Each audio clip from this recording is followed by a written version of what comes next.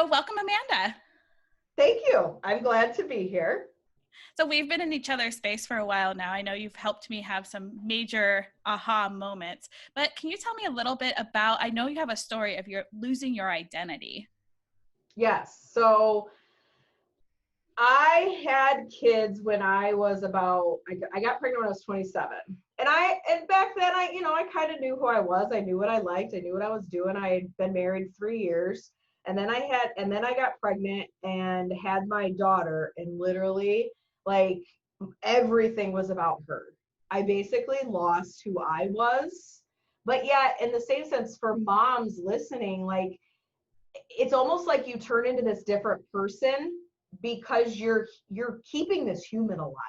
Like you're literally keeping this human alive, feeding it, like you have to protect it. You kind of just lose yourself. It's just inevitable. I think so many do. And then I had my son 3 years later, and I had postpartum depression so bad to the point where for an entire year I walked around like a zombie. Like I didn't like not right now looking back, I didn't know who that woman was. I lost everything about me. And I heard about other women talk about postpartum depression, and I'm like, whatever, like that's not a real thing. Like what are you talking about? Oh, it's real. I went through it. I experienced it. It was very, very, very hard. It was very dark. It was lonely. I couldn't really explain it. My husband had no idea how to like deal with it or handle me. He was just like, what's going on? There was this one time. Okay, so I had my son, and we were on our way home, and it was 2 days after you leave the hospital, and I sat down on the couch, and my mom and dad were about to come over, and I sat on the couch, and Jackson, obviously he's 3 days old, and I don't remember where he was at the time, but he wasn't with me, and I sat down and I touched my stomach, like I kind of grazed my stomach, and for a split second I felt literally empty. Like I had never felt, and I still remember the feeling. Like I literally have goosebumps right now thinking about it. But I sat down and I touched my stomach, and I felt completely empty inside. Like somebody gutted me, and I had nothing left. I wanted Jackson back in my stomach. Like that moment, I just lost it. I wanted him back inside of me. I don't know why I felt that way. I don't know. Maybe somebody else will relate to this story, but it was awful. And I literally got up, I went in bed, and I just stayed in bed for days and days and days. Like I was like, what is happening to me? So it was hard. It was very hard, and I didn't know how to explain to the doctors what was wrong with me.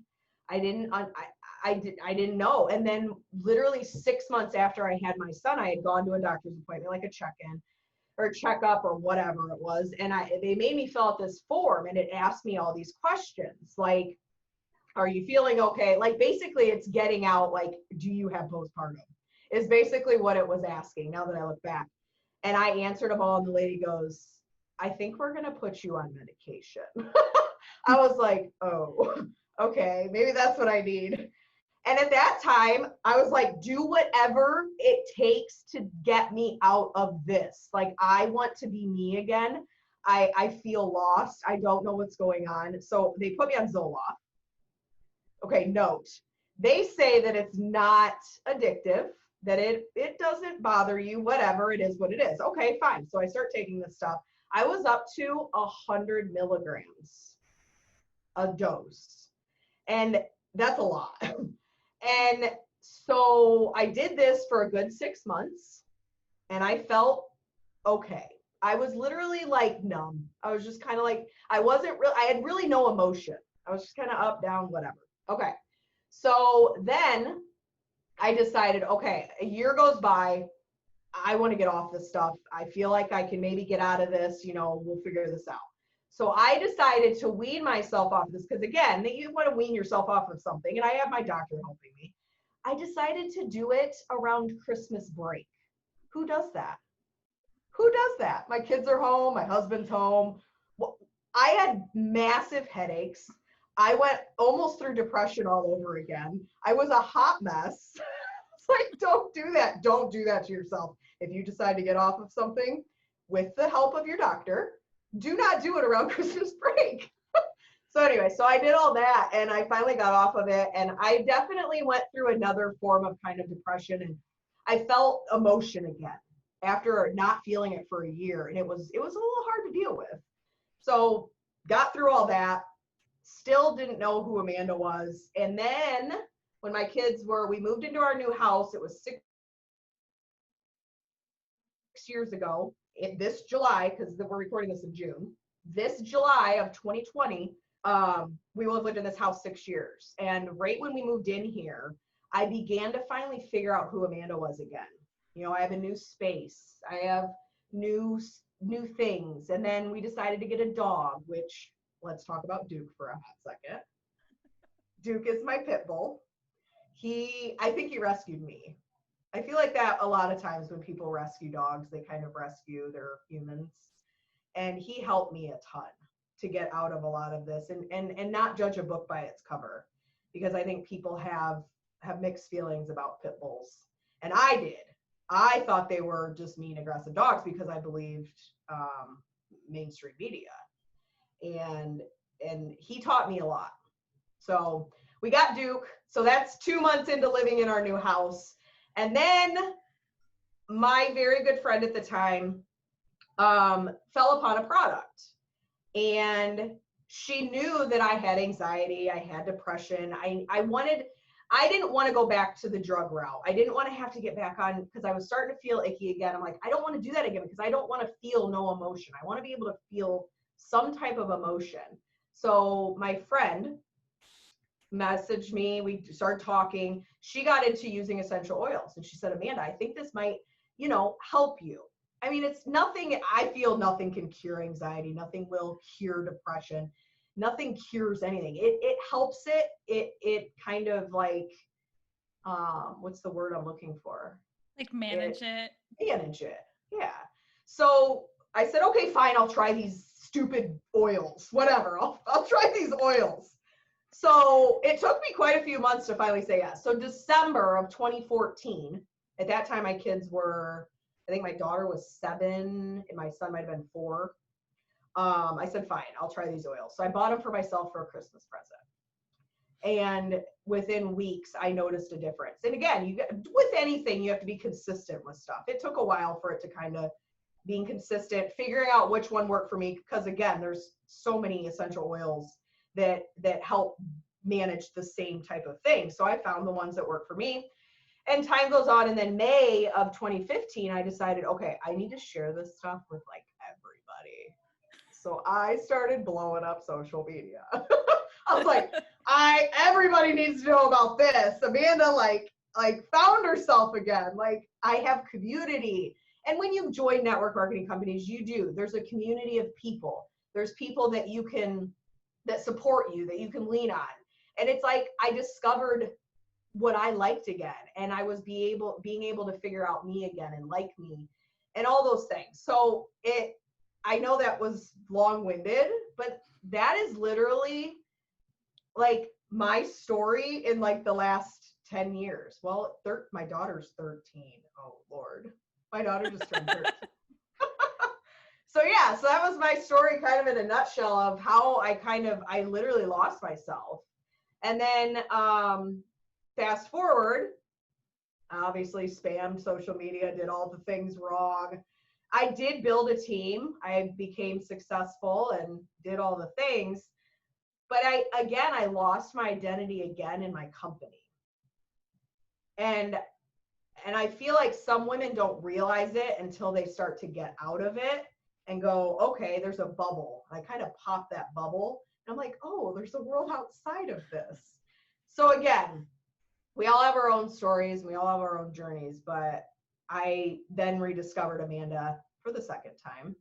And now I have really stepped into being empowered and being bold and being completely me, because I think that I was trying to be somebody that I think everybody wanted Amanda to be. And I think a lot of us women can kind of agree with that. We try to be somebody that we think we should be or that people want us to be.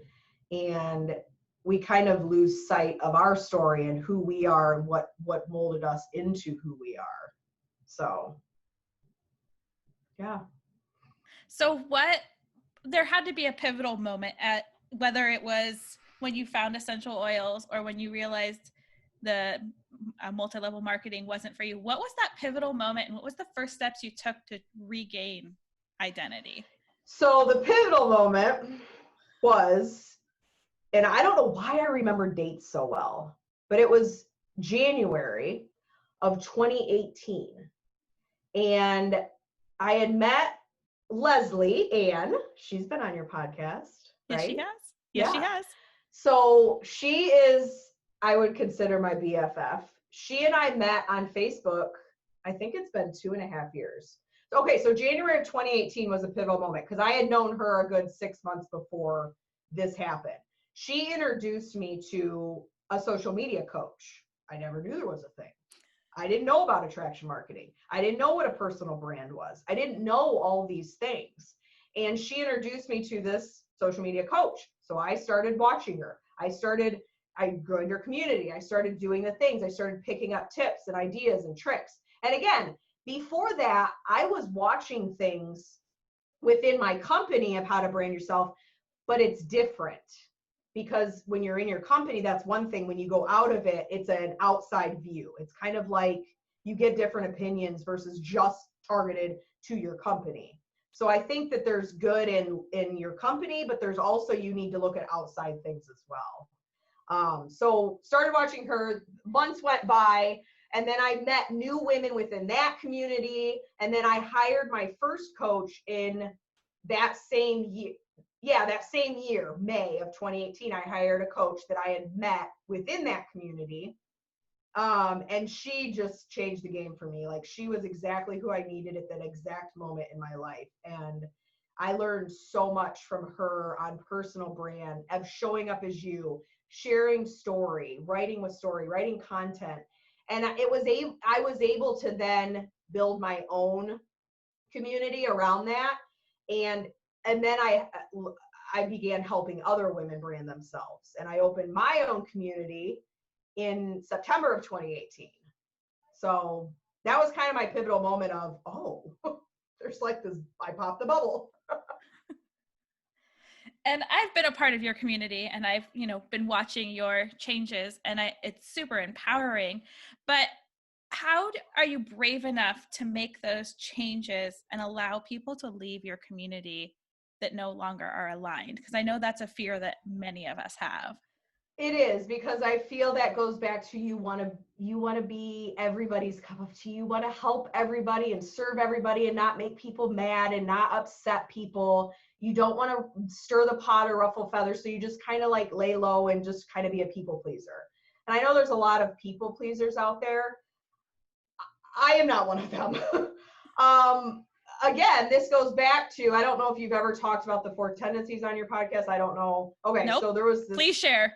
Okay. So there's this Gretchen Rubin is her name. If you go to GretchenRubin.com, you can take the quiz, check it out for yourself, but it's basically a personality test. And again, I've taken millions of personality tests before. I mean, no one personality test has impacted my life like this one. So there's 4 tendencies, the way you respond to expectations. So there's a rebel, there's a questioner, there's an upholder, and there's an obliger. And I am a rebel.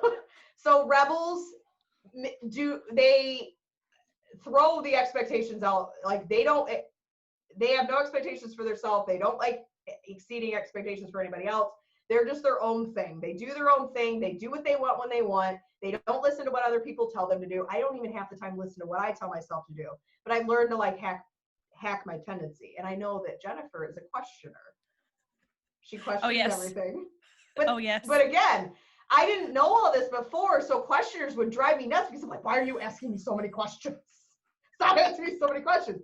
But now I understand them, because I realize that's their tendency. That's how they are. It's just a thing. There's researchers. They like the information. They need to collect data. All these things. So anyway, back to what I was talking about. What was I talking about before I started? The tendencies and you being a rebel? Me being a rebel. Oh, about the community. My community and people leaving and people coming into your space. So I feel a lot of women do. They want to serve everyone. They want to help everyone. And I feel the biggest thing now that I've kind of stepped back and I ask those hard questions. And I will say I don't want to toot my own horn, but I'm pretty good at market research in a way that allows me to speak to my ideal client, and it has allowed me to niche down. But in network marketing, we feel I want to help everybody. That's the biggest thing. You cannot help everybody. Pretend 1,000 people walked up to your door right now. Would you be able to serve all of them? No. No. My community has been open for, it'll be 2 years in September. I have just shy of 300 women in there. You would think, well, you've only been open for 2 years, almost 2 years, and you only have that many people. Yeah, because that's all I can handle. That's right now, that's all I can handle. If all 300 of those women came to me and said, Amanda, I want you to help me, I'd be like, holy crap. And even if there's 1,000 people in there. So again, you aren't going to be everybody's cup of tea. You aren't going to serve everyone, because when you figure out exactly who you want to serve, those women will come in like little phases, and you'll be able to serve them and help them through things. Empower them. I don't like to say the word help anymore. I like to say the word empower them. Empower them. So advice for those that want to help everyone, I feel like what it boils down to is, who do you want to help? That's what it needs to come down to. And first figuring out who you are. Because I think that so many of us struggle with figuring out who we are, what we like, what we don't like. When you figure those things out, you keep building on that. And I'm not afraid if people leave. I can't worry about that. I'm focusing on the women that are here, that want to do the work, that want to build the brand and share their story and become empowered. And I love that about your space. It's empowered me. I mean, after our first 1 hour call, and I was like, whoa, things don't have to be hard. Like, it just blew my mind. And I'm like, I'm going to be stalking you forever. That's what I call it. Granted, you say that you mentioned the only having 300 people, and you said it as I only have 300 people, but you have 300 women in there. You have one of the most engaged groups that I am in, and I'm in a lot of groups. So that's something that I even noticed that we still have these things I only have, but it doesn't matter if you have 20 engaged people, that's better than 1,000 not engaged people. Exactly. And I'm in quite a few groups, and they have thousands and thousands of people in there. And it's just is anything going on in here? What are we doing? So again, it doesn't, at the end of the day, it's quantity over quality. Or quality over quantity. Whoa. It's quality over quantity. You're like, that's backwards. Yes. Backwards. Yeah. So it's nurturing the people that want to be a part of it, that want to be there. So. And then the next question I have for you is, when you say brand, I know until I met you, I had a totally different view of what that word meant. And in your community, I've learned a whole new side. Can you tell us a little bit about what you mean by brand? So what I mean by brand is, and personal brand, because I feel that in the network marketing space, you kind of become your company's brand. And again, you think of brand, you think of Target, you think of Nike, you think of all these different brands. They have a mission, they have a logo, they have a statement, they have something that defines them. You need to be the same thing. But to figure out your brand, you must first figure out who you are, because you are your brand. Does that sum it up? Yeah. And the exciting thing is that on the 23rd, your doors open, and that's the first step of your new program, correct? Yes. So Branding Rebellion, and the pivotal moment there. So Branding Rebellion. If you take rebel and lion and put them together, it's rebellion. My mind was freaking blown. And that is what built this whole program, because I if I don't know what photo you're going to share, what you're going to do about this, but there's the lion and me, and I put them side by side. It's my spirit animal. Even though people are like, well, how do you figure out your spirit animal, Amanda? I just like lions. I didn't really like take a test or anything. But yeah, Brand and Rebellion. So there's 3 levels. Level 1 is basically discovering who you are, like getting down and dirty. Like it's level 1 will be the most difficult for the simple fact of you're digging into who you are. You got to get really, really honest with yourself and figure that out. And then beginning to build your brand vision and all the good stuff. The fun stuff comes after about the 4th training. So there's 9 trainings in the level 1. There's 9 trainings in level 1. And for the first 3 trainings, it's really digging into who you are. And then it gets fun. Because there's got to be fun in this too, right?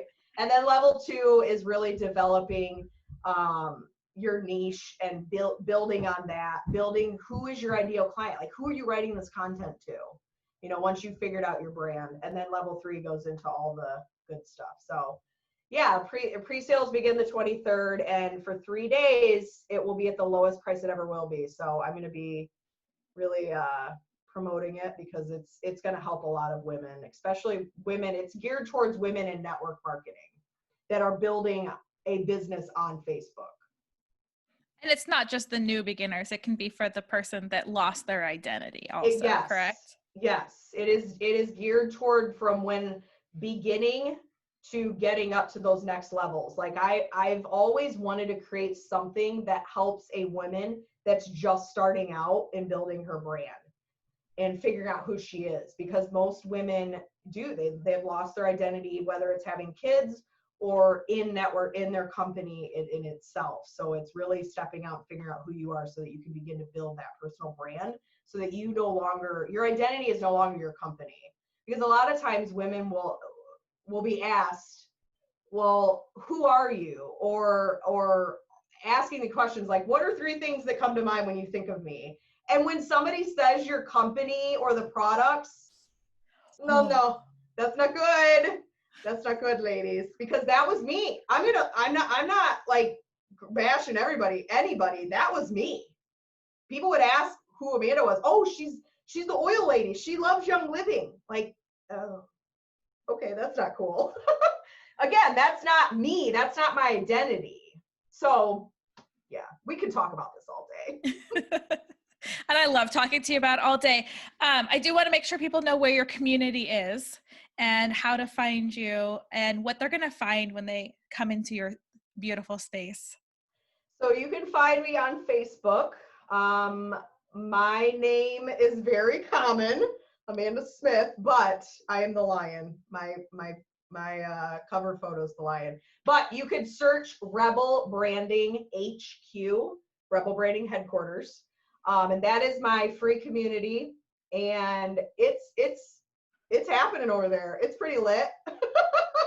It's a great space. And every Wednesday at 10:30, I do a specific branding training for my community. So you're going to get a lot of value in there. You're going to learn a lot just by coming in there.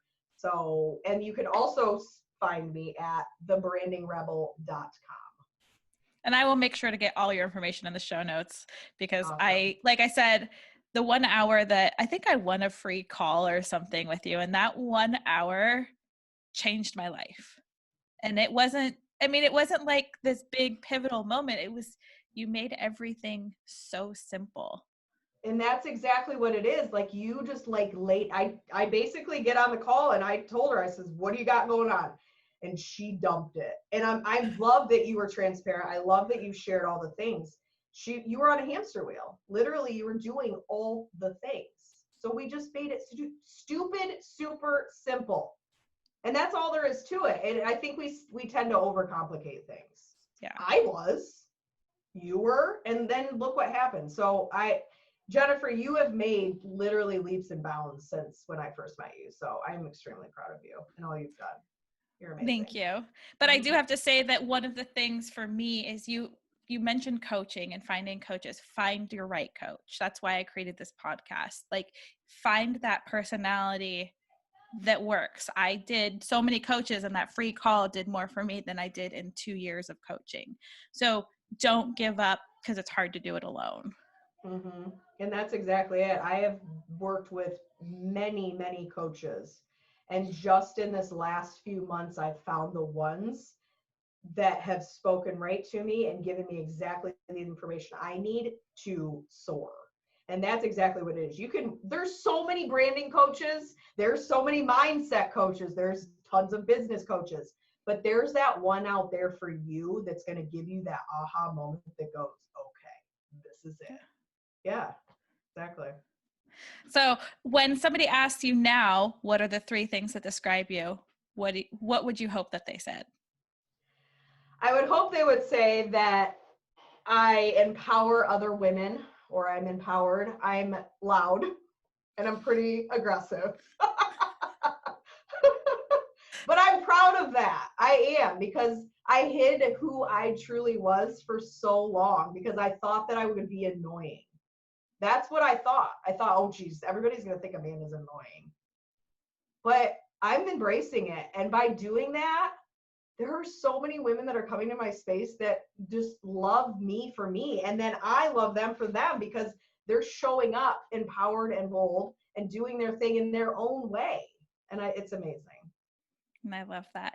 So if you could leave people with just one thing, if somebody walked away with only one little tiny nugget from this interview, what would you want them to leave with?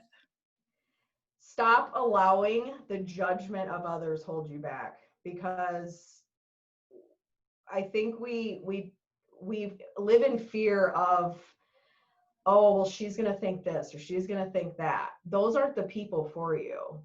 You need to speak up to find the people that are for you. Like, just for instance, today I just kind of came out and said that I'm an empath. For so long, I was afraid of being woo. I'm like, oh, Amanda's woo. Well, I am. There's a little bit of that in me, and it's starting to come out more, and it's just don't let the outside world affect you. You got to lean into who you are and just become empowered to do that. And it's a process. It's not like turning on a light switch. It's a journey, it's a process, but embrace it and magical things will happen. They will. Bring out that woo. Exactly. I love that. Well, I will make sure to get all of your information inside the show notes. Again, your space, at least, like you find the right person, you were that person for me. And I really appreciate that you were willing to come and be so vulnerable and share your story, because it's so relatable to so many people. Thank you for having me. This was fun.